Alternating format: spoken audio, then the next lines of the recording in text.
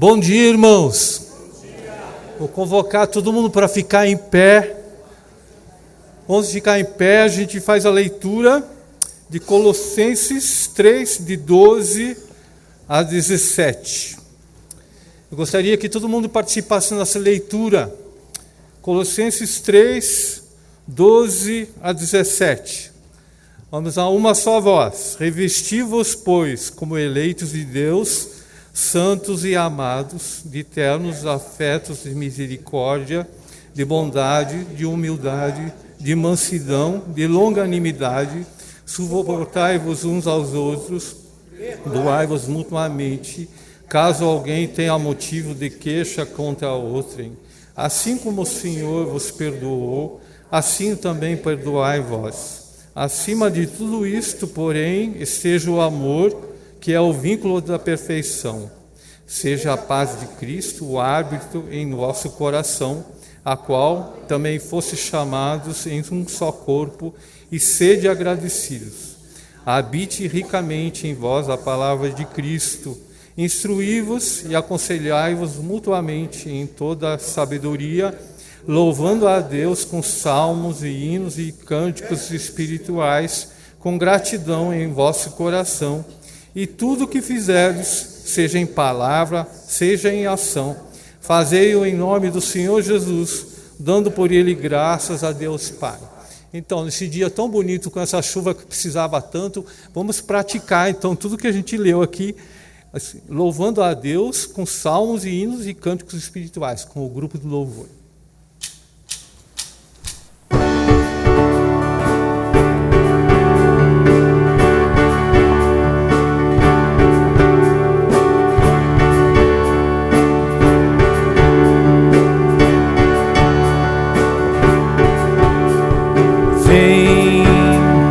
Essa é a hora da adoração.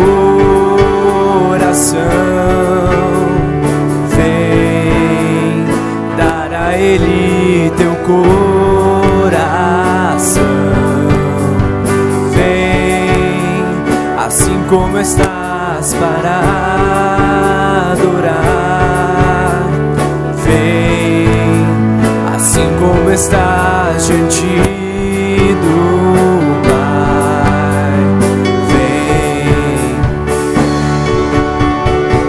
toda língua confessará ao Senhor, todo joelho se dobrará, mas aquele que a te escolher o tesouro maior terá. Vem, essa é a hora da adoração.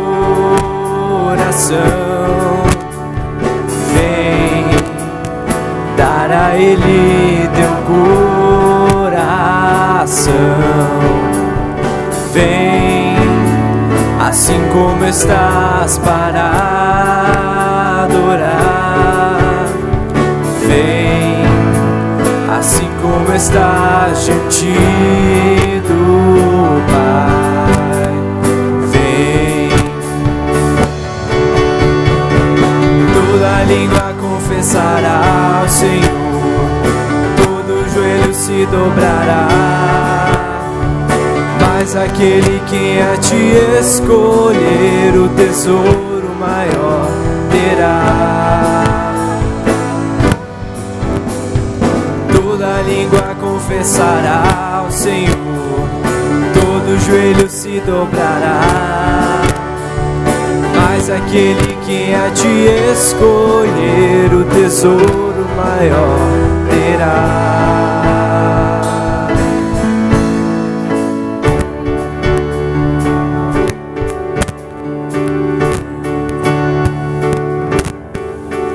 Bom dia, igreja. Nessa manhã que nós começamos louvando ao Senhor com cânticos, vamos pedir agora que Ele seja o Rei das nossas vidas de novo. Vamos pedir agora que Ele venha tá reinando sobre a gente para que a gente possa servir com perfeição mesmo.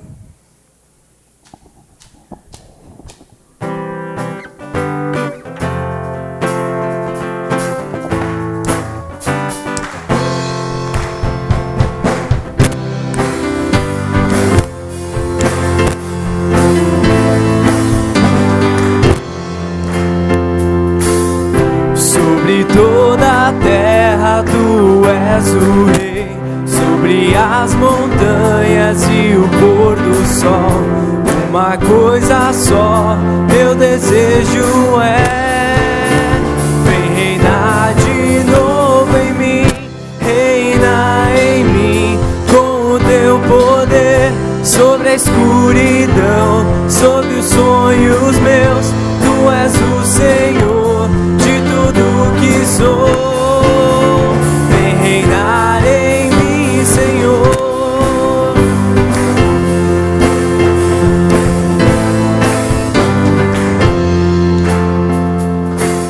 Sobre o meu pensar, tudo que eu falar, faz-me refletir a beleza que há em ti. Tu és para mim mais que tudo aqui. Vem reinar de novo em mim, reina em mim com o teu poder. Sobre a escuridão, sobre os sonhos meus, tu és o Senhor de tudo que sou. Vem reinar em mim, Senhor, reina em mim com o teu poder. Sobre a escuridão, sobre os sonhos meus, tu és o Senhor de tudo que sou. Vem reinar em mim, Senhor. Vem reinar em mim, Senhor. Vem reinar em mim, Senhor.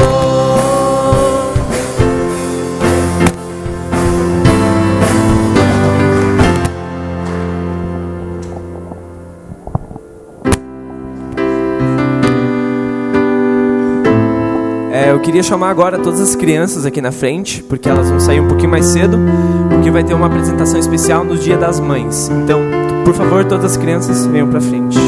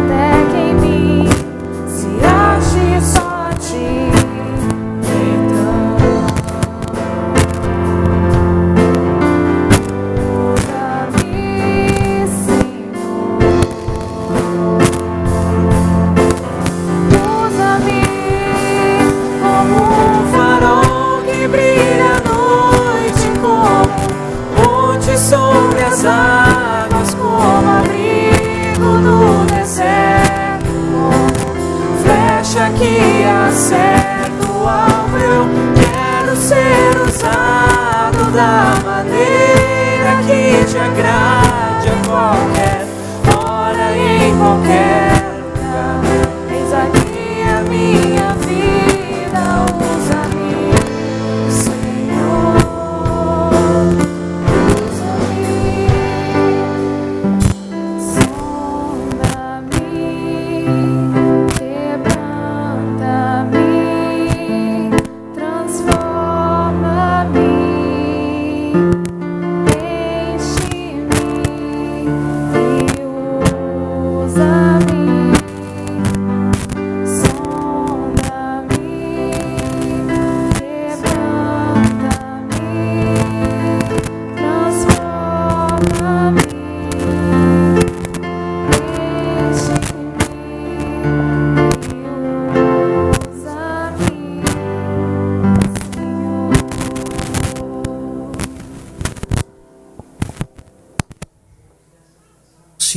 nessa manhã a nossa oração. O Senhor seja servido, usar as nossas vidas na comunicação da Tua graça, da Tua misericórdia, ó Deus, do Teu poder, aqueles que estão, ó Deus, muitas vezes peregrinando no meio de uma jornada, Senhor, de trevas, sem luz. Nós queremos Te suplicar, ó Deus, que a mesma luz radiante de Cristo Jesus que brilhou sobre as nossas vidas, motivo que nos traz aqui nessa manhã, possa brilhar, ó Deus, na vida de todos quantos, aqueles por intermédio de quem o Senhor quiser usar as nossas vidas. Abençoa, Senhor, o ensaio, o culto infantil, o trabalho das crianças, ó Deus, motivado para a programação do próximo domingo. Que, ó Deus, na vida dos seus instrutores, dos seus professores, dos missionários que estão à frente dessa dinâmica, Senhor, Tu possas comunicar, ó Deus, a cada um destes tão tenros corações, ó Deus, o amor e o cuidado que o Senhor tem para cada uma delas. De igual forma, Senhor, nós também Te pedimos por nós que permanecemos aqui, neste santuário, que o Senhor, ó Deus, use da mesma misericórdia, para, Deus, nos edificar e nos fortalecer na caminhada da fé.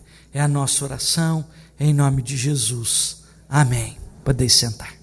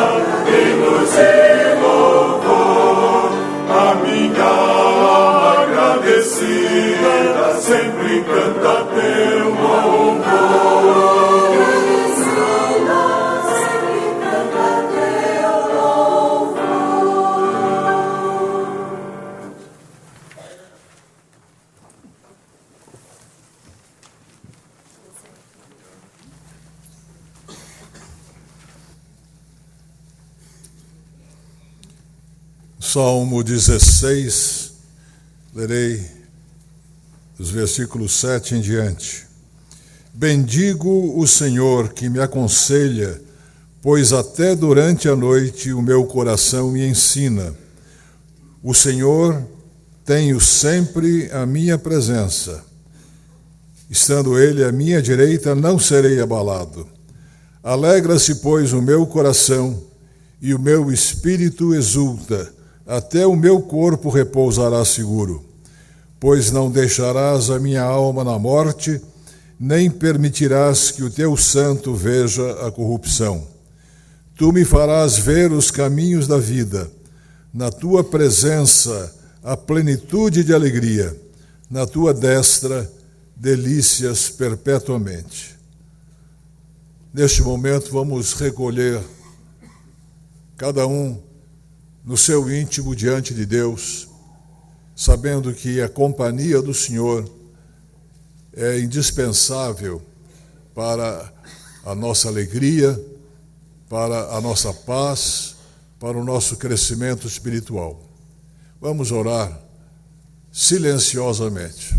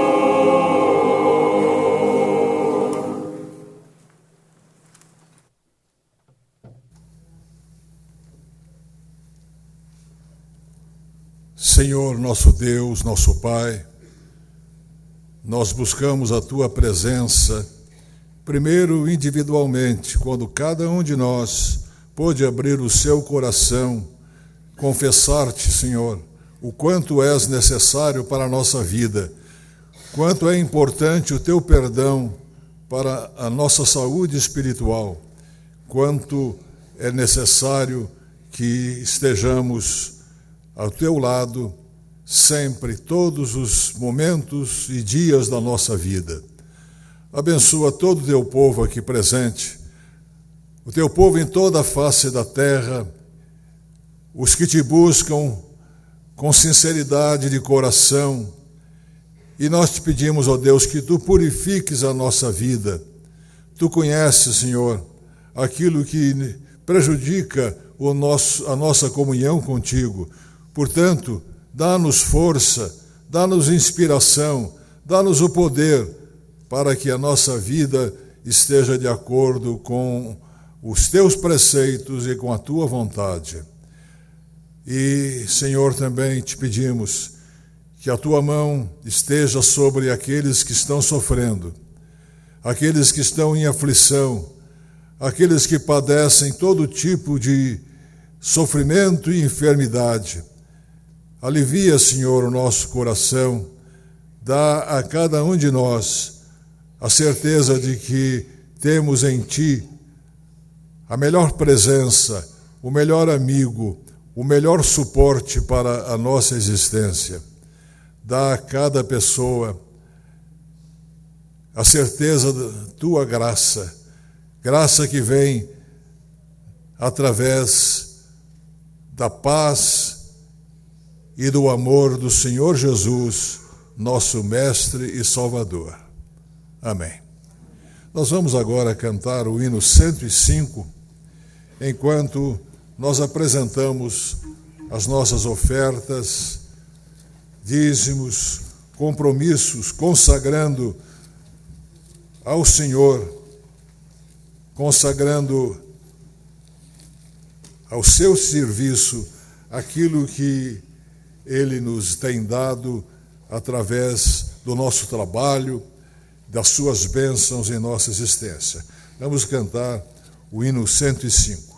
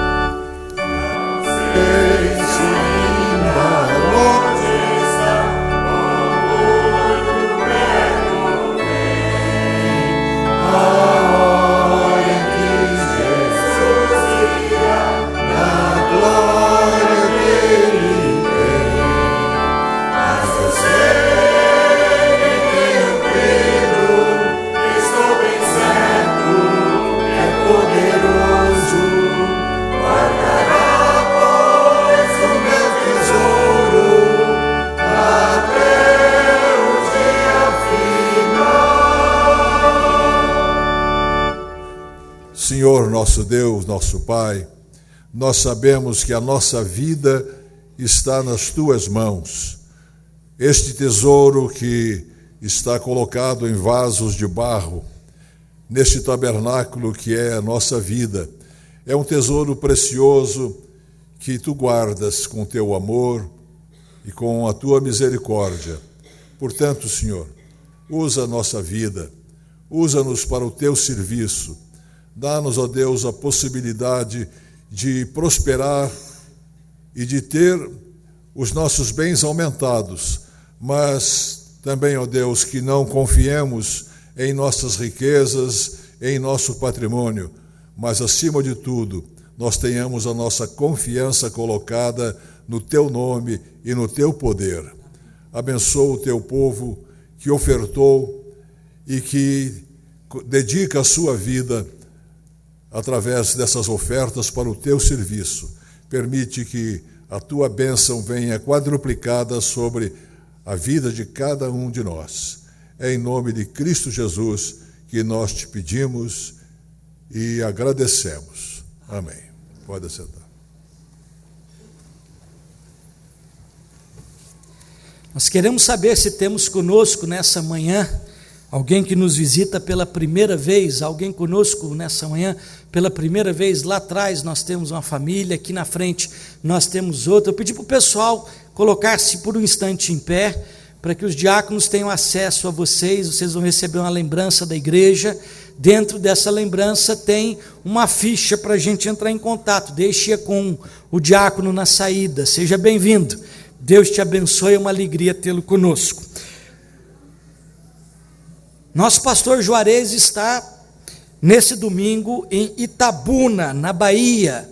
Está lá participando das programações dos 90 anos da Igreja Presbiteriana de Itabuna, na Bahia. De volta amanhã, pela manhã. Lembre-se de orar pelo Reverendo Juarez no seu retorno, nessa viagem da Bahia para cá. E amanhã nós temos reunião do Conselho da Igreja e na terça-feira, reunião da Junta Diaconal. Tanto presbíteros quanto diáconos, fiquem atentos às reuniões nos seus devidos horários, conforme temos aí no boletim.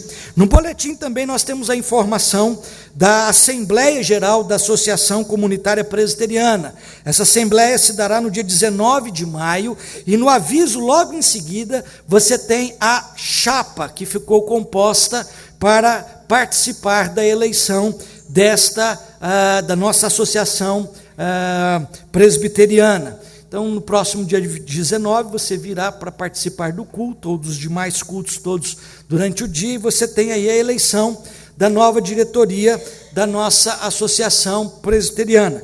Venha em espírito de oração, você tem a oportunidade de conhecer esses irmãos, de conversar com eles. Há irmãos que estão conosco no culto das 19 horas, depois temos um momento de confraternização, é a oportunidade de você conhecer um pouco mais a fundo cada um desses irmãos que estão disponibilizando as suas vidas para servir diante do Senhor nessa frente de ação social da nossa igreja. Então, lembre-se de orar também por este motivo. Nós queremos passar a palavra a Jandaia para o pessoal do Grupo Oxigênio. Graça e paz, igreja. Conforme o pastor Carlos falou, meu nome é Jandaia. Sou casada com Luiz Carlos Franco, que está ali atrás. Nós viemos congregar nessa igreja desde 95, quando viemos transferidos do Rio de Janeiro. E desde o início do Grupo Oxigênio eu faço parte, desde a formação. Esse ano o Grupo Oxigênio está saindo para 3 frentes missionárias em julho, que vai revisitar Moçambique e Madrid. Moçambique é o grupo que eu estarei liderando. A gente está indo trabalhar com um grupo que foi formado lá, Oxigênio Quelimane. Eles trabalham até hoje atendendo as igrejas, fazendo trabalho evangelístico em rua, inclusive sendo reconhecido pelo governo local, que sempre convida o Grupo Oxigênio Quelimane para fazer apresentações, e com isso eles aproveitam para dar a palavra e evangelizar aquela cidade. Nós já temos as passagens compradas para Madrid e para Moçambique. Mas para a Sibéria, o nosso bloqueio de passagem voltou, dizendo que a passagem foi aumentada em quase 3 vezes o valor inicial. Então, nós estamos bem preocupados, estamos querendo dividir essa preocupação com a igreja, porque esse é um trabalho que não é do Ministério Oxigênio, isso é um trabalho da nossa igreja.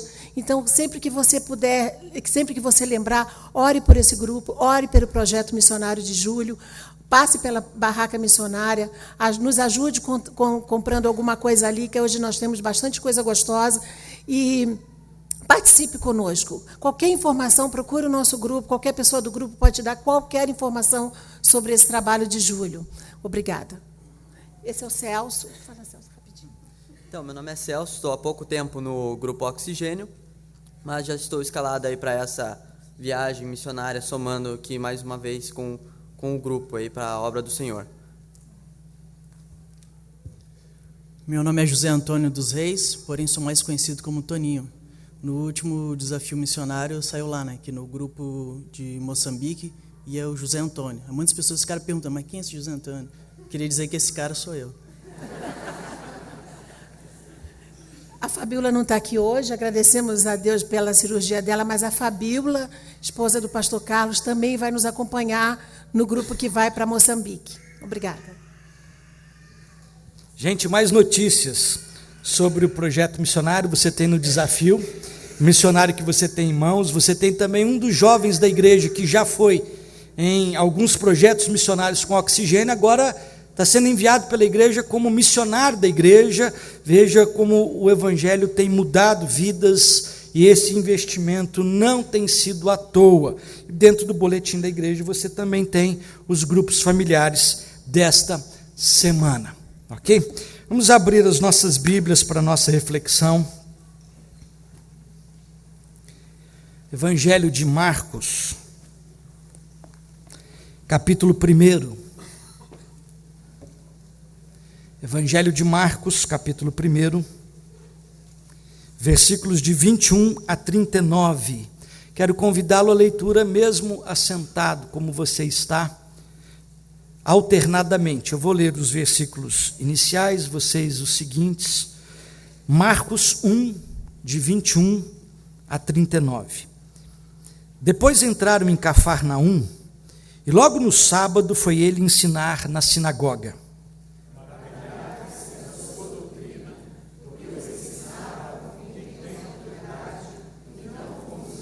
Não tardou que aparecesse na sinagoga um homem possesso de espírito imundo, o qual bradou: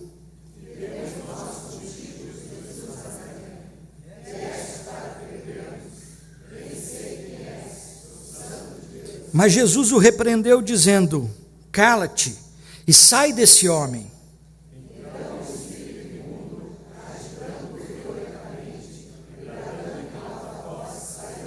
Todos se admiraram a ponto de perguntarem entre si: que vem a ser isto, uma nova doutrina?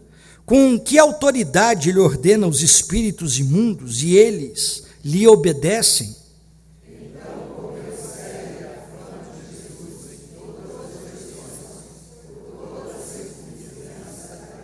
E saindo eles da sinagoga, foram com Tiago e João diretamente para a casa de Simão e André.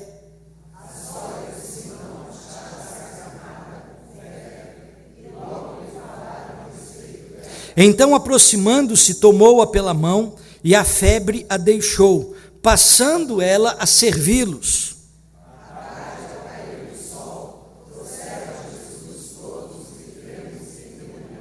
Toda a cidade estava reunida à porta da cidade.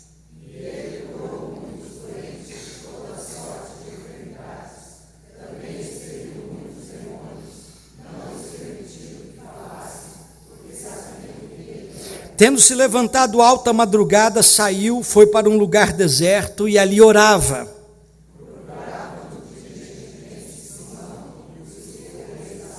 Tendo-o encontrado, lhe disseram: todos te buscam.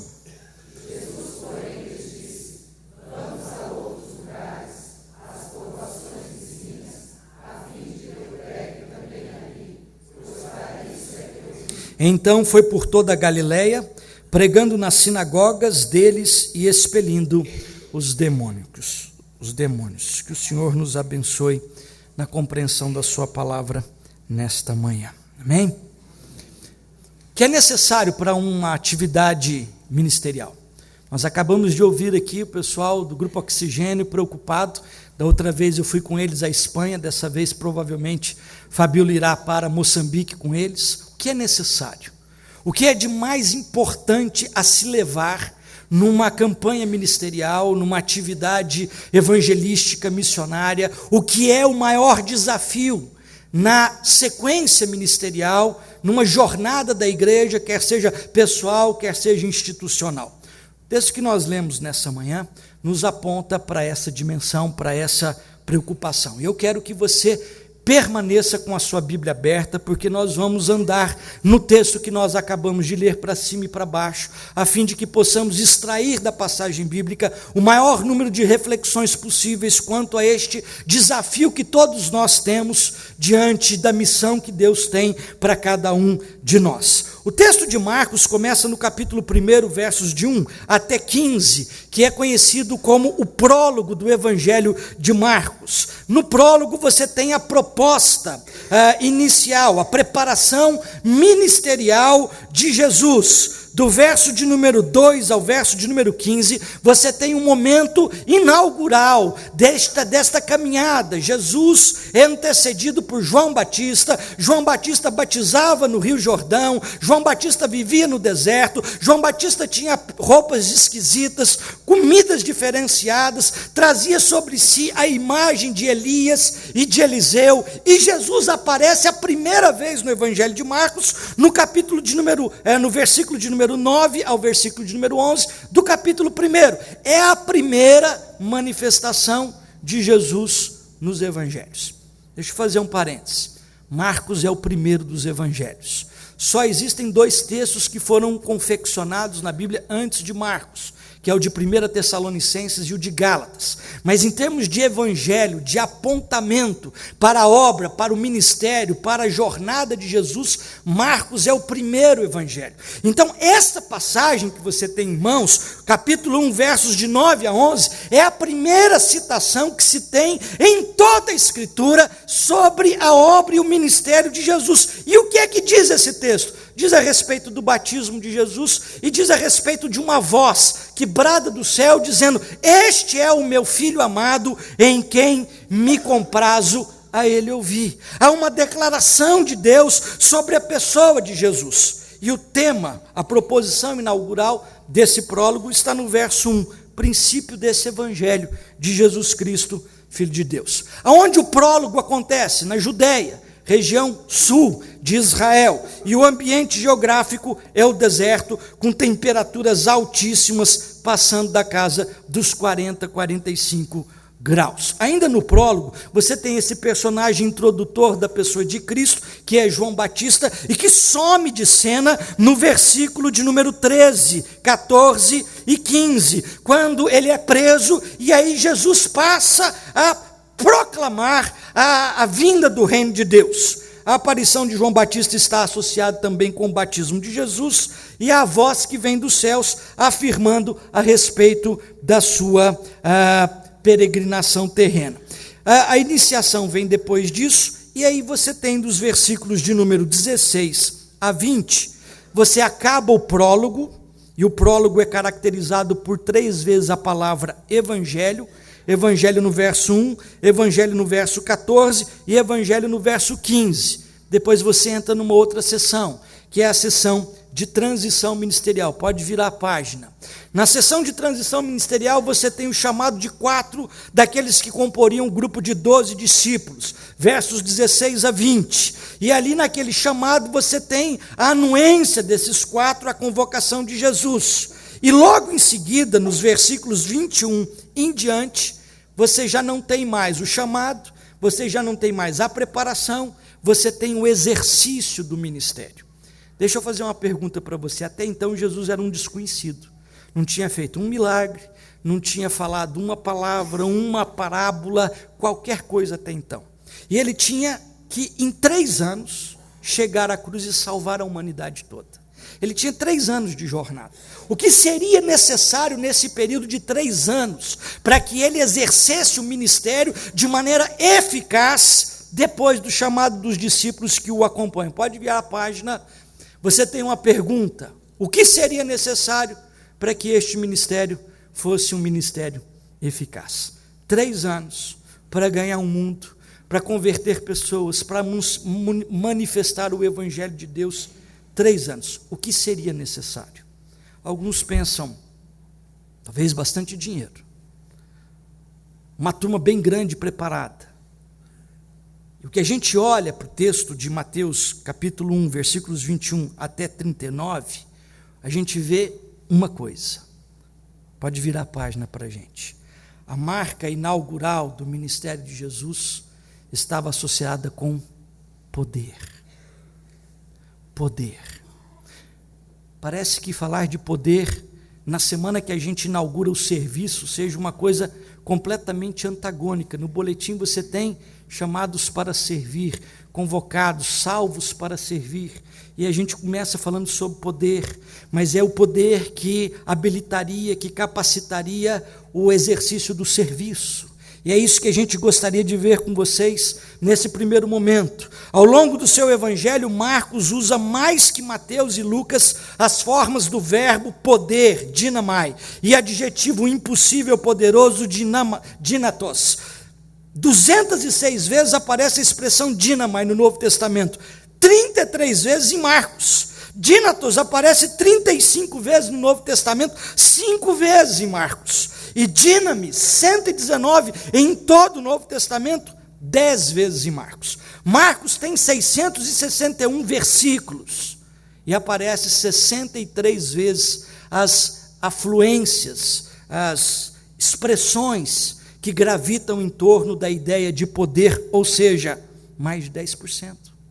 Marcos trabalha mais do que qualquer outra perspectiva a ideia de poder, mas o que é interessante é que Marcos é o menorzinho dos evangelhos e o que aparece o maior número de milagres, ou seja, o exercício ministerial de Jesus, o exercício pastoral de Jesus era bastante dinâmico a partir do poder de Deus. Vira a página para a gente. Vamos fazer uma comparação com outro evangelho. Aí você tem um quadro comparativo. Evangelho de João e Evangelho de Marcos. O prólogo do Evangelho de João é muito parecido com o prólogo do Evangelho de Marcos. Em João, você tem essa perícope dos capítulos 1, versos 18, de 1 a 18, e em Marcos 1, de 1 a 15. Diferença de 3 versículos. Em João, o verbo ou o termo que aparece para caracterizar o prólogo é a palavra verbo. No princípio era o verbo estava com Deus e o verbo era Deus. E assim você vai até o verso 18. Em Marcos é a palavra evangelho, como há pouco citei para vocês. O início do ministério de Jesus no Evangelho de João se dá em Caná da Galileia. E todos nós sabemos, João descreve o início do ministério com a transformação da água e vinho na cidade de Caná da Galileia, numa festa de casamento, e ali no final é descrito: com isto deu início Jesus aos seus sinais em Caná da Galileia. Marcos mostra também que é na Galileia, mas não em Caná, mostra em Cafarnaum, exatamente o texto que nós lemos nessa manhã. O primeiro sinal do Evangelho de Marcos acontece nas bodas. O primeiro sinal do Evangelho de Marcos acontece na sinagoga. O primeiro sinal do Evangelho de João acontece nas bodas. Ainda, olhando de maneira inicial, nós temos aqui do capítulo 1, versículo 21 até 39, o início que começa dizendo: depois de ter chamado os discípulos, com eles, Jesus e eles entraram na cidade de Cafarnaum. Nós estamos agora no cenário da cidade de Cafarnaum. Seria o primeiro momento do ministério de Jesus no Evangelho de Marcos. Distinto, esqueça João, vamos nos concentrar em Marcos. É o começo do ministério de Jesus. Você tem 4 cenas, pode virar para a gente. Isso, deixa essa capa. Você tem 4 cenas nesse texto que nós lemos. A primeira cena se passa na sinagoga, a segunda cena na casa de Pedro, a terceira cena na porta da cidade e a quarta cena no deserto. Esses 4 ambientes, todos estão circunscritos na cidade de Cafarnaum. Se você olhar para a sua Bíblia, você vai ver que o que muda não é o ambiente geográfico da cidade, mas é o horário. Na parte da manhã, na hora do almoço, no pôr do sol e alta madrugada. Dessas 4 realidades, dessas 4 cenas que você tem em mãos, nós podemos extrair algumas lições sobre o que é necessário para o ministério eficaz desde o seu início. Jesus está começando o ministério. O que é necessário? É necessário poder de Deus. E há algumas lições em cada uma dessas cenas bem distintas sobre a manifestação deste poder. Pode virar a próxima cena. Primeira cena está na sinagoga.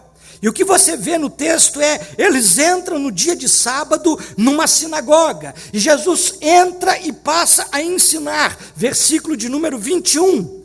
E aí você tem um quadro interessante. O poder de Deus é revelado no ministério de Jesus, na autoridade que ele tem, em primeiro lugar, no ensino das Sagradas Escrituras. E em segundo lugar, na expulsão de demônios.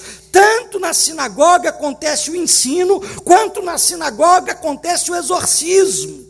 Ensinando a palavra e expulsando demônios, você tem a manifestação do poder de Deus revelado com autoridade. E o segredo dessa passagem, do verso 21 ao verso 28, se apresenta 2 vezes. Primeiro, no verso de número 22, diz que ele ensinava com autoridade diferente dos escribas. E depois, quando ele expulsa o demônio, o texto diz com que autoridade ele faz isso. A primeira manifestação do ministério de Jesus revela o poder de Deus revelado na sua vida através da autoridade do ensino e do exorcismo. E aí você me pergunta, aonde está a base da autoridade de Jesus nesse poder do ensino e do exorcismo? Primeiro, na palavra. Do ensino, ele passa ao exorcismo, e não é o contrário. Primeiro vem a palavra que identifica o mal, que manifesta a sua luz e clareia onde as coisas estão sujas. A palavra diante das trevas. E depois da sua condição de filho, porque os demônios indagam, bem sabemos quem tu és. Autoridade não depende de plataforma, me desculpa quem precisa de uma plataforma para ter autoridade, quer para pregar, quer para dirigir um estudo bíblico, quer para dirigir o louvor. A autoridade depende da palavra e da sua condição diante de Deus. E é isso que Jesus nos ensina. E tanto um quanto o outro, tanto o ensino quanto o exorcismo, produziram no ambiente da sinagoga uma mesma coisa: libertação. Pode virar a tela para a gente. Na cena da sinagoga você tem que a verdade vos libertará. E quando Jesus fala da verdade, ele fala sobre ele. Eu sou o caminho, eu sou a verdade e eu sou a vida. A verdade liberta através do ensino. Qual foi a reação das pessoas diante do ensino? Olha para a sua Bíblia. Verso 22. Maravilharam-se da sua doutrina. Diante do ensino, os humanos ficaram maravilhados. E os demônios ficaram incomodados, porque imediatamente depois do ensino e da manifestação de admiração das pessoas, a eclosão da possessão demoníaca. Eles ficaram incomodados. Vieste para nos perder. Agora, num fato do exorcismo, ainda dentro da cena da sinagoga, Jesus expulsa os demônios.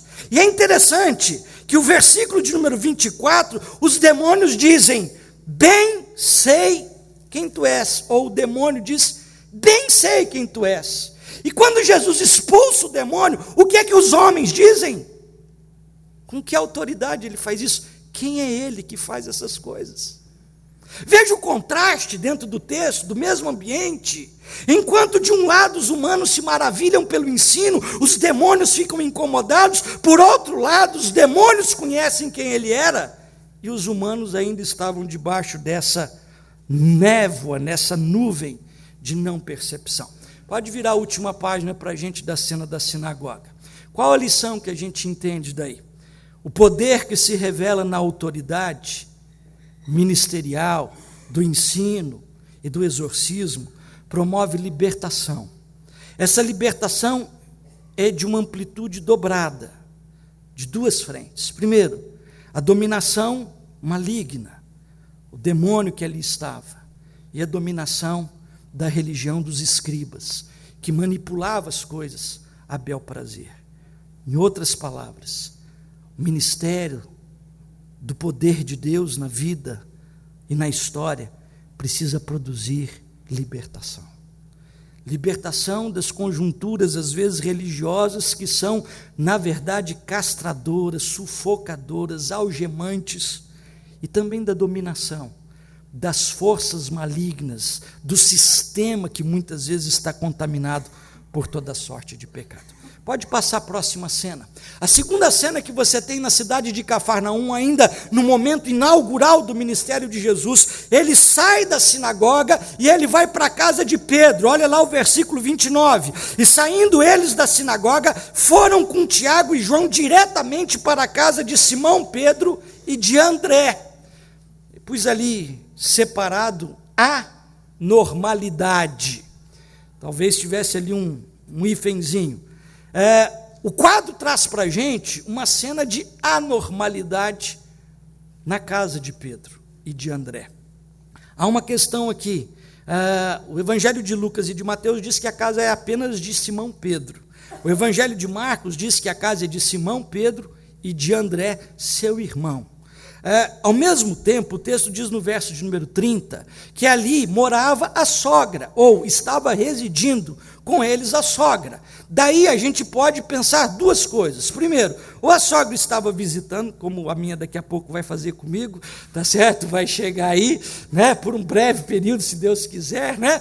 Mas assim, ela estava ali passando uma temporada, é a primeira sugestão, e André era um irmão talvez mais novo de Simão Pedro, e então morava com Pedro, talvez por conta da mesma profissão. Agora, o outro quadro é que essa família não era mononuclear.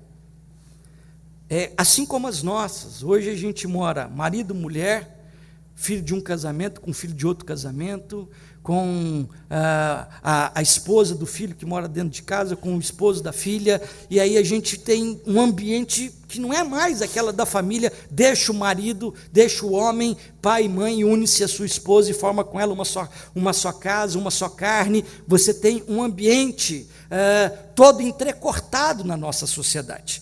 Então isso é uma cena de anormalidade dentro da palavra de Deus, porque não foi esse o projeto de Deus. Agora, Jesus vai para essa casa, e ali nós temos a lição da presença. Pode virar a página. Nós temos a lição da presença. Na casa de Pedro e de André, a presença de Jesus que restaura a normalidade da vida familiar. Se a primeira lição era o poder de Deus que se revela na autoridade do ensino e do exorcismo, a segunda lição é o poder de Deus que se revela na presença de Cristo, que restaura a normalidade. Ele restaura a saúde da sogra de Pedro, e ele restaura a ação dessa mulher na ação de hospitalidade e serviço. Ambas as ações foram manifestas sem uma palavra.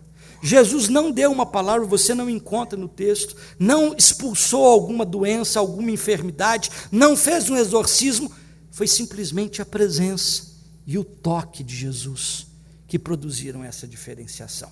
Terceira cena, vamos caminhar rapidamente. A terceira cena, a primeira na sinagoga, a segunda na casa de Pedro, a terceira cena do primeiro momento ministerial de Jesus se passa na porta da cidade, os versículos de número 32 a 34. À tarde, provavelmente ele foi almoçar na casa de Pedro, chegou lá, não tinha almoço, a sogra estava doente, e aí então ele cura e ela passa a servi-los. Interessante que a palavra servir é a mesma usada para os diáconos que serviam à mesa das viúvas, tinha relação com refeição. Provavelmente Jesus teve que esperar a prontidão do almoço, e depois eles saíram para a porta da cidade. Porta da cidade. A porta da cidade era um lugar de negócios.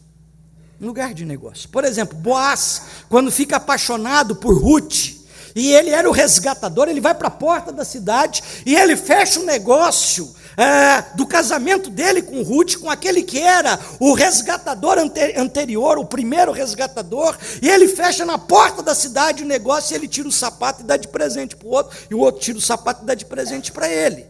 Era uma forma deles marcarem que o negócio fora finalizado. Aonde aconteceu isso?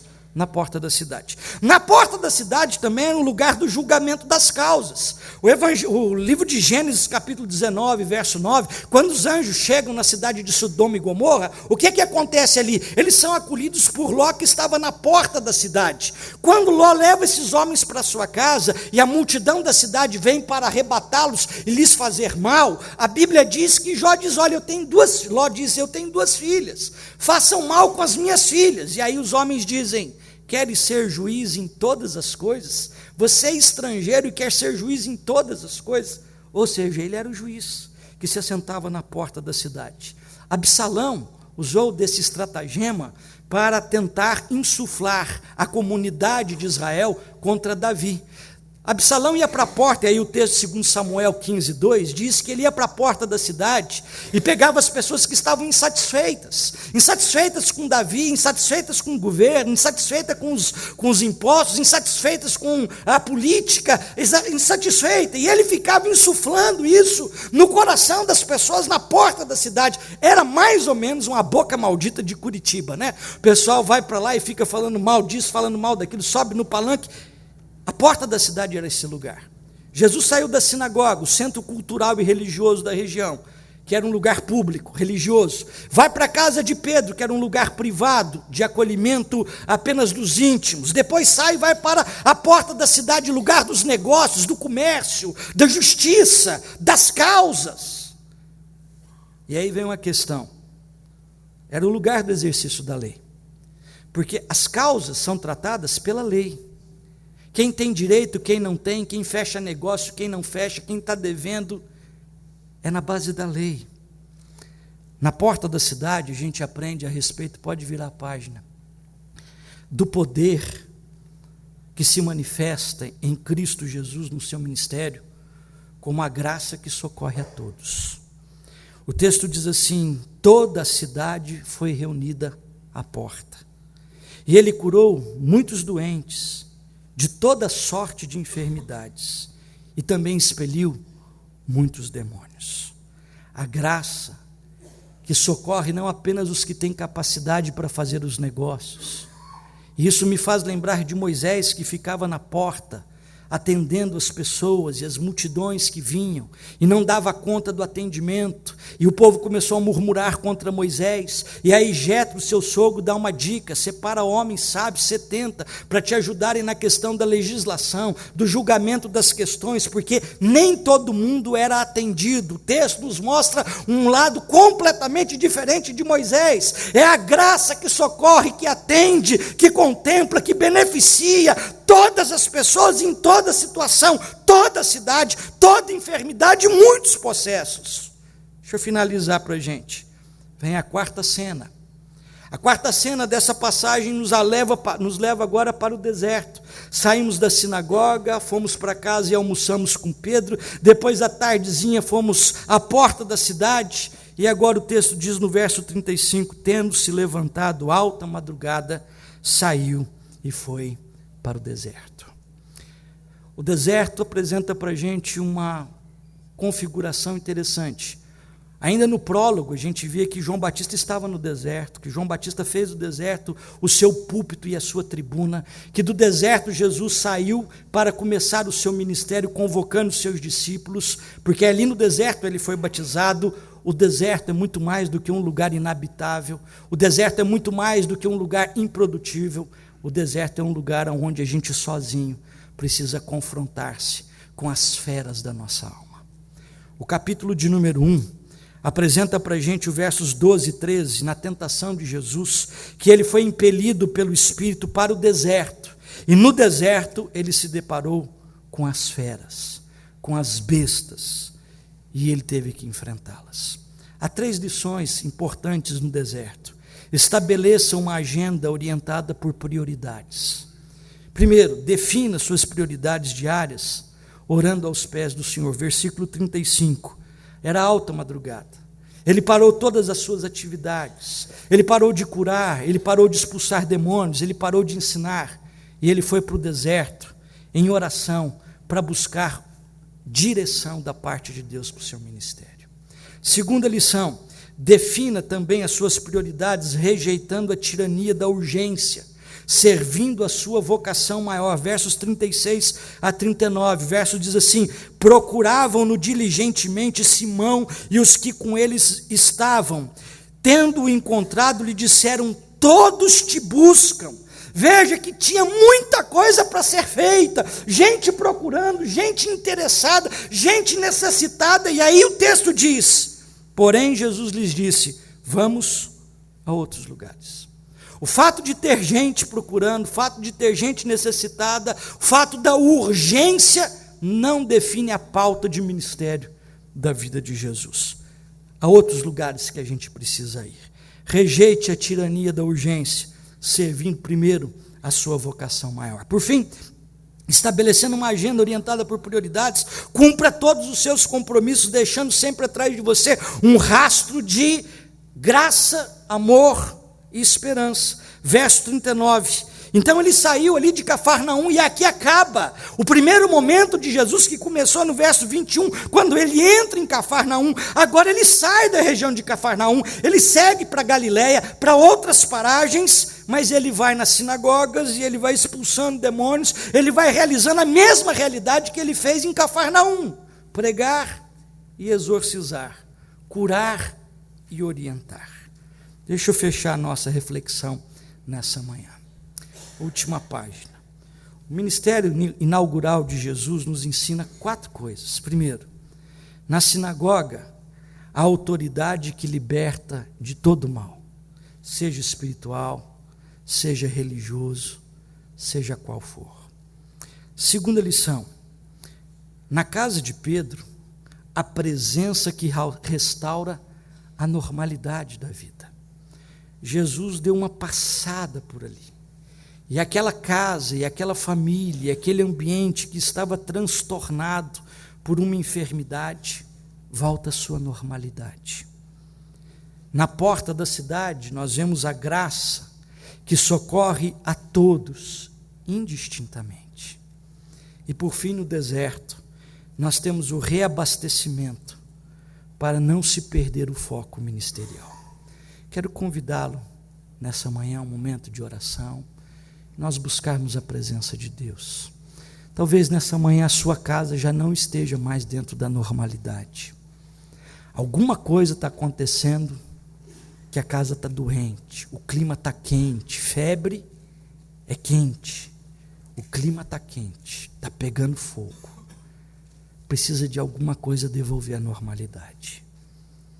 De repente, o ambiente da sua vida está carregado de uma dominação, quer seja econômica, quer seja social, que tem roubado do seu coração a alegria de viver, porque o papel da dominação é castrar a alegria, quer seja a dominação religiosa com escribas e fariseus, que não aceitavam absolutamente nada que pudesse trazer alegria, quer seja da parte do maligno, que tirava até a personalidade.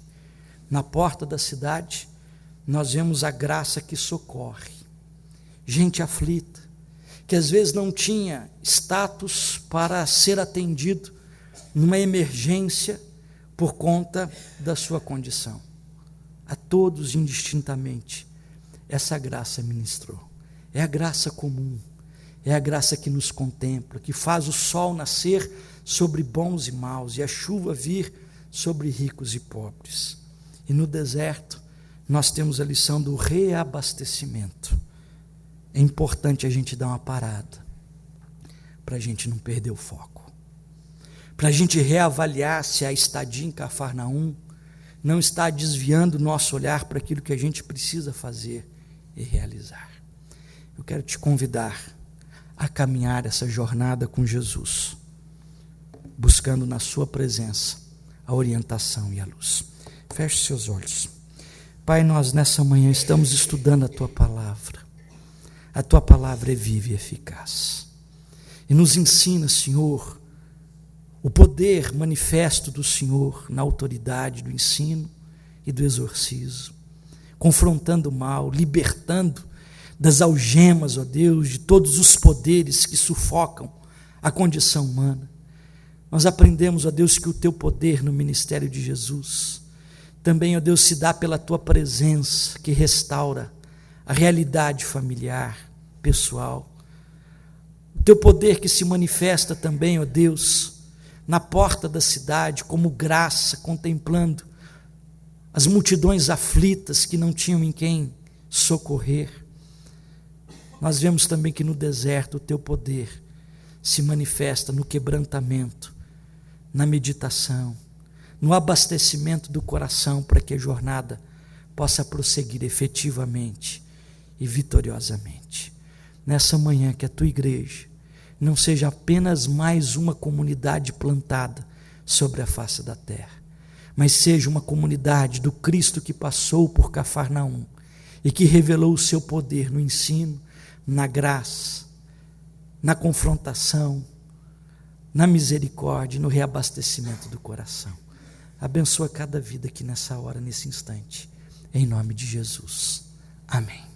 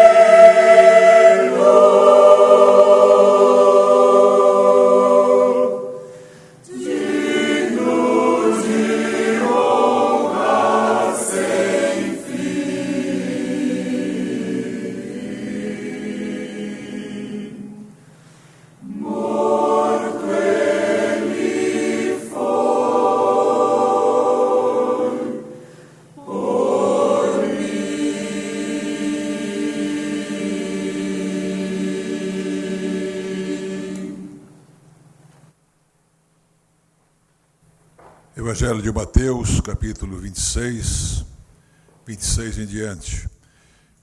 Enquanto comiam, tomou Jesus um pão e, abençoando-o, o partiu e o deu aos discípulos, dizendo: Tomai, comei, isto é o meu corpo. A seguir tomou um cálice e, tendo dado graças, o deu aos discípulos, dizendo: Bebei dele todos, porque isto é o meu sangue, o sangue da nova aliança, derramado em favor de muitos para a remissão de pecados. E digo-vos que desta hora em diante não beberei deste fruto da videira, até aquele dia em que o hei de beber novo convosco no reino de meu Pai. Estamos reunidos para partilhar em comunhão uns com os outros esta ceia do Senhor, ceia instituída pelo Mestre, quando ele estava oferecendo a sua vida, entregando para a nossa salvação o seu corpo.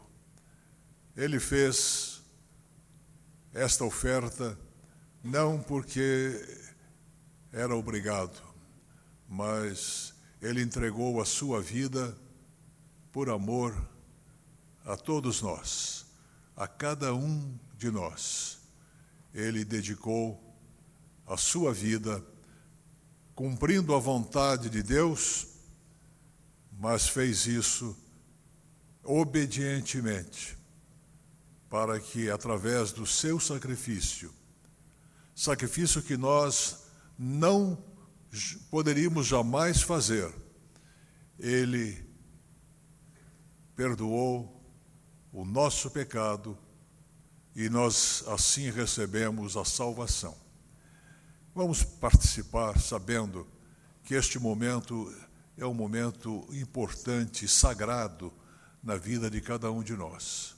Não é uma reunião qualquer, é a reunião em torno da mesa do Senhor para receber a sua bênção e para estarmos também abençoando uns aos outros da forma como Ele nos abençoa. Vamos curvar as nossas frontes e orar. Senhor, nós te agradecemos porque podemos estar reunidos diante desta mesa, em torno deste sacramento que tu mesmo instituíste, o sacramento do teu corpo e do teu sangue, ofertados para a nossa salvação. Nós já sabemos o que foi feito, mas o que tens feito continuamente na nossa vida é tão importante quanto aquilo que fizeste uma vez por todas, que é mostrar o teu amor,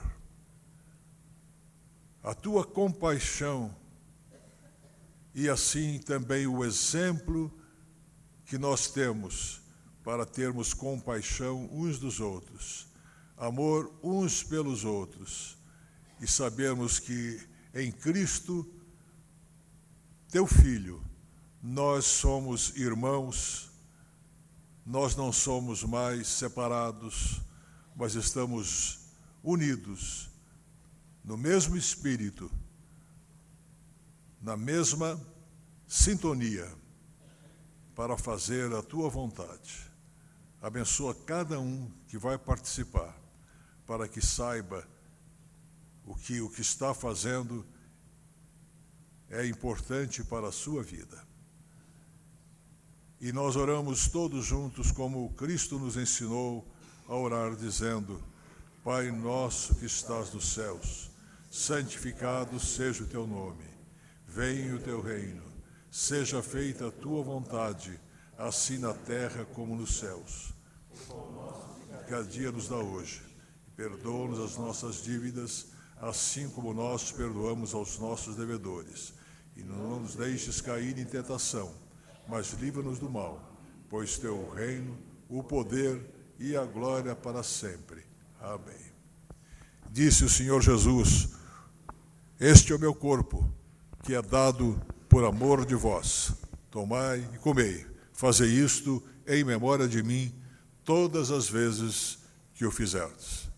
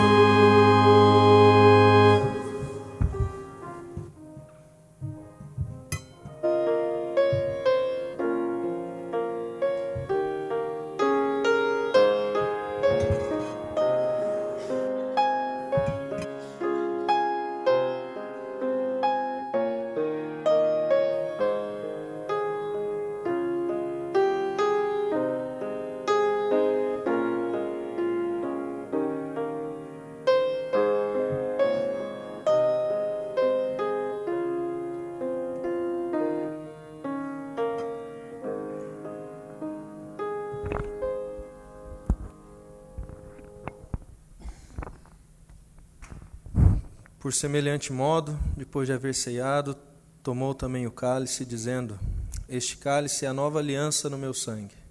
Fazei isso todas as vezes que o bebedes, em memória de mim. Porque todas as vezes que comedes este pão e bebedes o cálice, anunciais a morte do Senhor, até que Ele venha. Bebamos todos.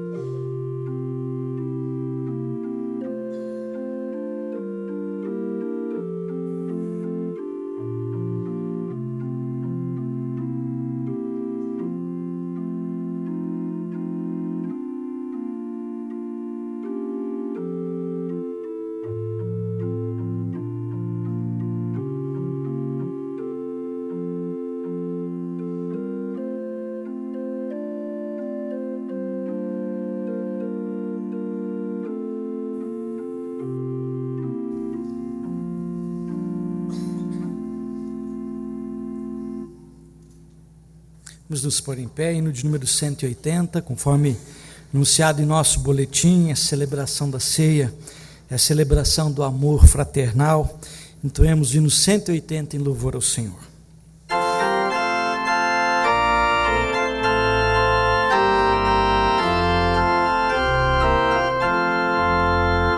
Jesus, pastor amado, louvamos-te hoje aqui, unidos pela graça, corpo só em ti, contendas e malícias que longe de nós vão, nenhum desgosto impeça a nossa santa união. Família unida somos, família de Jesus, iluminados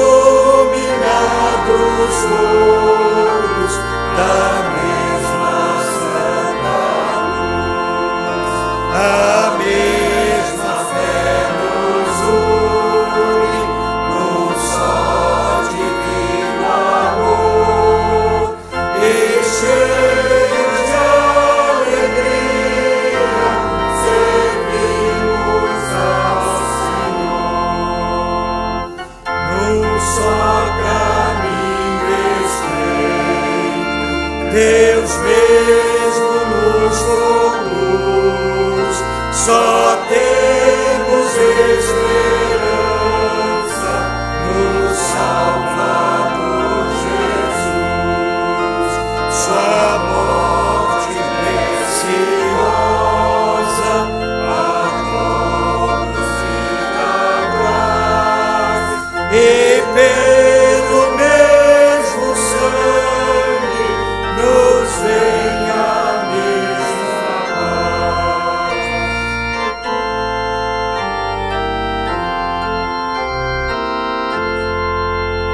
Pois sendo resgatados por um só Salvador, vivamos sempre unidos por mais ardente amor, com simpatia olhando os erros de um irmão, cuidando de ajudá-lo com grande compaixão. Jesus, bondoso amigo, ensina-nos a amar, e como tu fizeste, também a perdoar, pois tanto carecemos do auxílio teu Senhor. Por Deus, graças damos por teu imenso amor. Que a graça do nosso Senhor e Salvador Jesus Cristo, o amor de Deus, o eterno Pai, a comunhão, a consolação, o poder, o dinamis do Espírito, sejam sobre todos nós, na jornada ministerial, pessoal ou institucional, onde quer que passemos, hoje e sempre. Amém.